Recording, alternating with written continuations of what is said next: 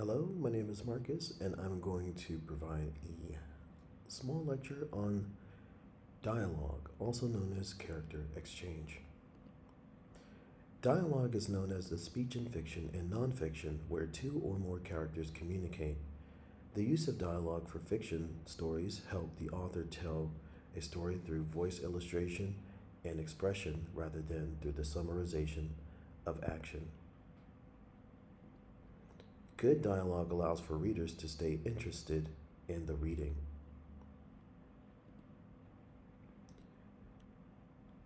When you want to write dialogue in a story, follow these steps.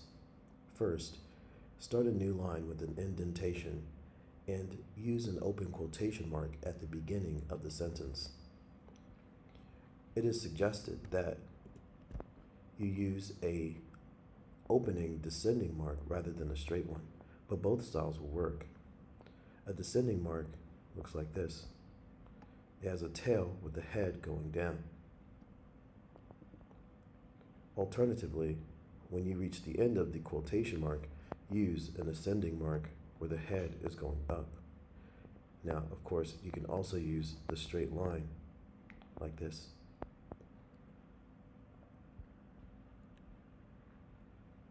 This is to end a clause or sentence. Here's an example. This is an example of a dialogue line, my teacher stated, and he continued. So try not to forget. Now, one thing that you want to make sure that you do when you read dialogue is try to put yourself into character and use a natural voice for that character. Now, when we say natural voice, we don't mean use your own reading voice. We mean your natural speaking voice for that character. There's also a tone that you have to also keep in mind. When you reach the comma, your tone goes up. When you reach the end of the sentence, the tone goes down. Listen carefully. This is an example of a dialogue line. Notice how my tone went up when I got to the comma. My voice would drop and go flat in the dialogue tag. My teacher stated, and he continued. So try not to forget. Notice how my voice dropped by the time I reached this period. Notice how the comma helps break clauses in the sentence of the quotation. This is the comma here and here. Keep in mind that this is a standard compound sentence. It is joined by this comma and this conjunction word, so. So is also lowercase, while the first letter is capitalized.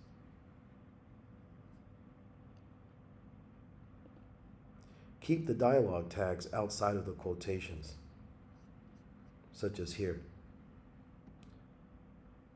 Notice how there's quotation marks here. There's a period, and there's a quotation.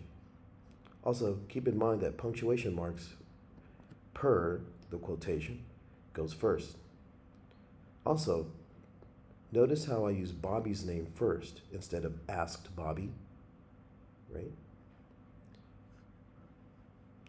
I capitalize the B, which shows the first word of a complete sentence, Bobby asked, and also the continuation of the dialogue where the question mark has ended the first sentence.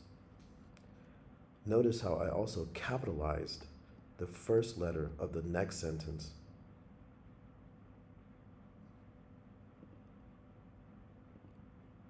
Yes.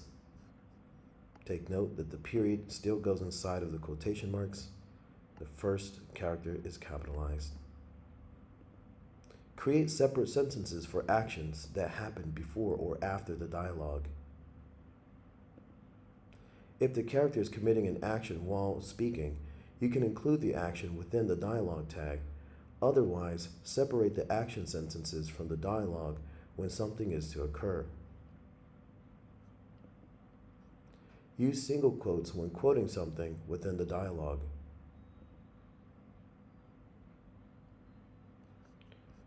Here are the single quotes. The single quotes are indicating that a character is speaking or quoting something within a spoken line. This can be imagined by a person holding up two fingers on each hand up to their head and pushing down or clamping down on their fingers.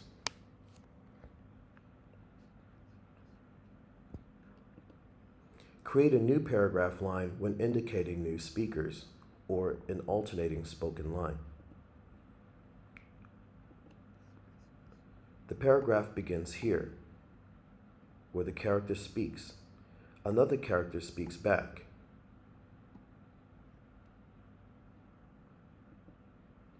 One way to avoid repetition in dialogue writing is to eliminate the use of dialogue tags with every new line between two characters. If the same two characters are talking back and forth to each other, there is no need to indicate the speaker. Instead, use tone or character voice direction. This is oftentimes an action statement or a command to move the story or raise and lower the tension in speech. Here's an example. The character may say something like, "I'm trying, but I can't seem to break it." This usually indicates struggle. Or, "If you don't stop playing with my hat, I'll make you." This often indicates annoyance. Either way, the character is going through a hard time. Now, let's look at dialogue in action and how it will look like in a story that also uses action sequences. Let's start with quote 1. This is paragraph group 1, paragraph group 2, paragraph group or line 3, and then paragraph 4. Paragraph 4 has multiple sentences. Most of them are all action sentences.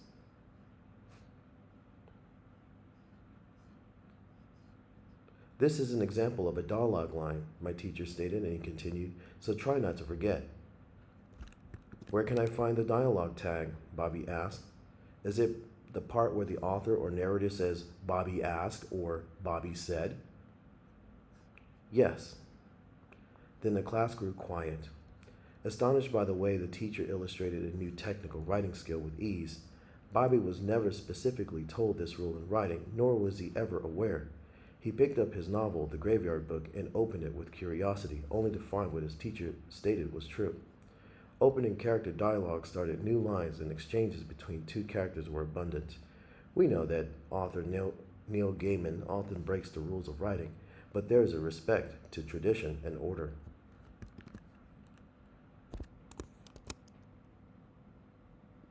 Are there any questions? If so, leave a comment or ask me directly.